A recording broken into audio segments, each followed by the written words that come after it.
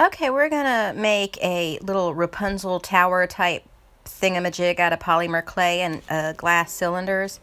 So you start with your clay, just pick whatever colors you want to use. I use this Bake Shop Sculpey clay. There's about 97 cents a pack at Walmart. Then some sculpting tools, and then you're going to need your glass pieces. I got both of these at the Dollar Tree. This is just a glass cylinder I got, and just a little glass candle holder. And I also found these little headbands that they're rubber, and I'm going to use them for the top of the cylinder when it's done to keep the two glass pieces from clanking around. It ended up working really good. So I'm going to take the gray clay first, and you have to break it up. I had this clay for quite a while, so I have to break it up and kind of work with it a little bit to kind of soften it up. And excuse me, I'm sorry. I just like pressing it onto the glass very carefully. You don't want to break the glass and cut yourself. But I like pressing it onto the glass and spreading it out. Now you can always roll out a big piece like you would a piece of fondant and wrap it around there.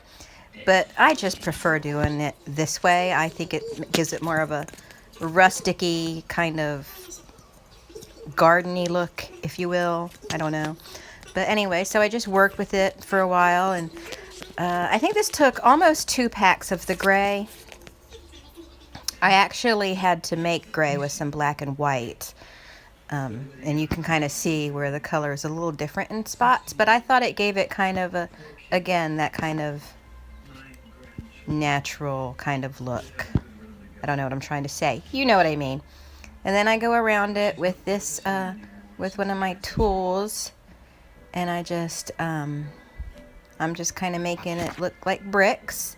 Go all the way around it, all the way down the front, or all the way down the whole thing, not just the front.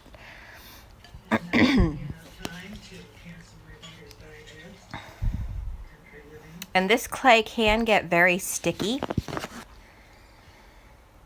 Then I cut out a little window out of the top part. As you can see, it's this candle holder that I actually am making it upside down. It's the roof of the tower. And I'm just putting the black in there for the window. I didn't put any details in the window. And then I went over the top with some more gray and made little, I don't know what they're called, spires or whatever. And I just used my cutting tool to make those because I didn't have a mold. But if you have little tiny cookie cutters or molds, feel free to use those. There are no rules to creativity. And then I'm using the end of my X-Acto knife, which is kind of ridgy, and I'm just going around the trim I put on the window and just kind of give it a kind of spotty look. Then I'm going to take the green, and I cut it like that just because I just like using my cutting tool. It's sort of like the tactile version of ASMR, I guess. And then I just roll it up, and I'm going to make really slim pieces because I'm going to make vines to put all along the sides. Right here, I'm making the entryway, the door. And I was going to make like a wooden looking door, but I didn't think about it before I baked it, and so I kind of messed this part up a little bit because it would totally be easy for Rapunzel to get out of this tower. But it doesn't have to be Rapunzel's tower. That's just kind of what it reminds me of. Okay, here I am back to the green. I think I use a couple different types of green, different shades of green to kind of just give it a more realistic look, I guess. Even though obviously it's not realistic, it's just kind of cartoony. And so, oh yeah, this piece right here is the grass that I'm going to put around the bottom. And I'm using kind of the bumpy end of this one tool to just kind of give it texture to make it look, you know, grassy-ish. So I just tap along there. Tap, tap, tap, tap, tap, tap, tap, tap. And then I put it around the edge. And you got to press. And you're going to lose some of your detail when you press it on there. So you're just going to go over it again if you need to.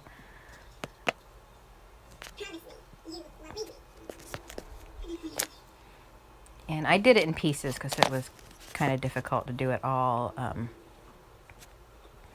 And then I like went over it in my X-Acto knife and made some little pieces kind of bend over a little bit, kind of to make it more three-dimensional, like that. And now I'm going to start with the vines.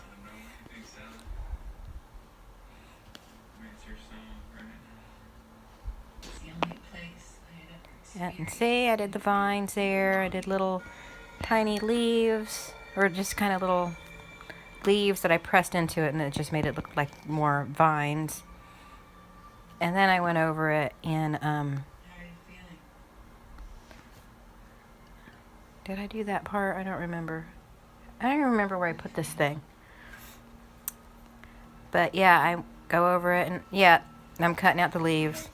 Oh yeah, I cut out little red bit. Didn't cut them out. I made little tiny red berries and kind of pushed them all over the vines.